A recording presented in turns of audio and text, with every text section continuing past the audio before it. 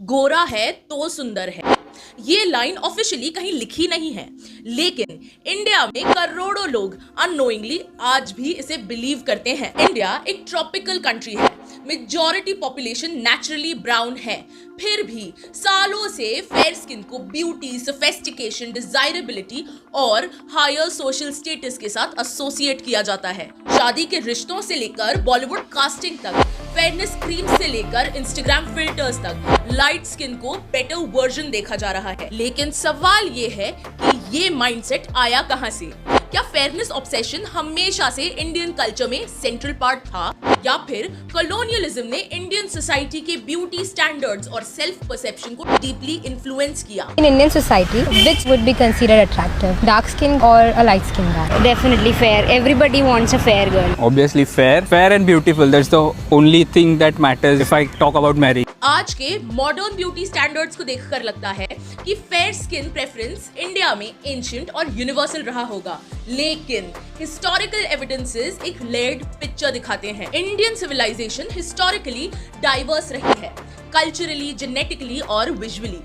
Ancient Indian art, literature, temple architecture, mythology में beauty को एक सिंगल फेयर स्किन फ्रेमवर्क में डिफाइन नहीं किया गया है। हमारे भगवान श्री कृष्ण का नाम ही डार्क स्किन कॉम्प्लेक्शन से एसोसिएटेड है। द्रौपदी भी कई टेक्स्ट में डस्की डिस्क्राइब की गई है। ब्यूटी को grace, presence, femininity, masculinity, aura, devotion, royalty और एक्सप्रेशन के कॉम्बिनेशन के रूप में देखा जाता था। ब्रिटिश रूलर्स अथॉरिटी के विजिबल फेस थे।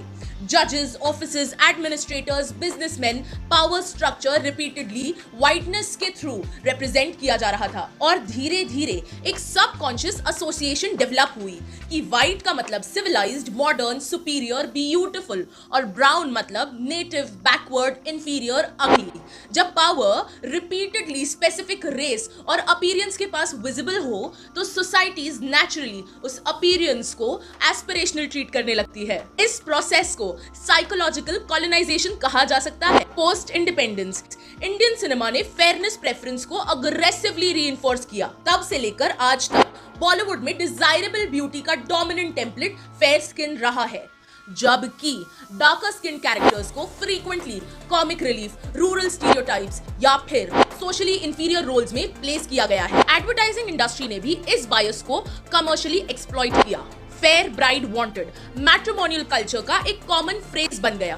फेयरनेस क्रीम एडवर्टीजमेंट्स ओपनली ये नैरेटिव पुश करती हैं कि lighter skin confidence, romance, career, success और सोशल एक्सेप्टेंस इंक्रीज करती हैं। पीढ़ी दर पीढ़ी लोग रिपीटेडली एक ही विजुअल स्टैंडर्ड कंज्यूम करते हैं, तो वो स्टैंडर्ड ग्रेजुअली नॉर्मल लगने लगता है। मार्केट साइकोलॉजी सिंपल होती है, पहले डिससैटिस्फैक्शन क्रिएट करो, फिर सोल्यूशन सेल करो, और फेयरनेस इंडस्ट्री ने एग्जैक्टली वही किया। इंटरेस्टिंगली ये प्रेशर सिर्फ वुमेन तक लिमिटेड नहीं रहा। मेंस ग्रूमिंग इंडस्ट्री ने भी फेयरनेस को मैस्कुलिनिटी और सक्सेस के साथ मार्केट करना शुरू कर दिया। फेयरनेस ग्रेजुअली एस्थेटिक प्रेफरेंस से ज्यादा सोशल एस्पिरेशन और सेल्फ वर्थ का मार्केट बन गई है। ये कॉन्वर्सेशन अल्टीमेटली फेयरनेस की नहीं, आइडेंटिटी की है।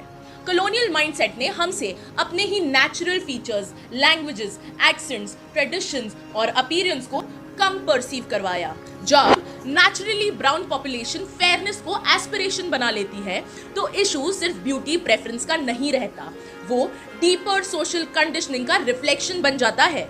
इस कॉलोनियल माइंडसेट को लेकर आपका क्या थॉट प्रोसेस है, कमेंट्स में जरूर बताइएगा। और अगर ये वीडियो आपको थोड़ी सी भी थॉट प्रोवोकिंग लगी, तो लाइक, शेयर, सब्सक्राइब करना मत भूलना। ओके।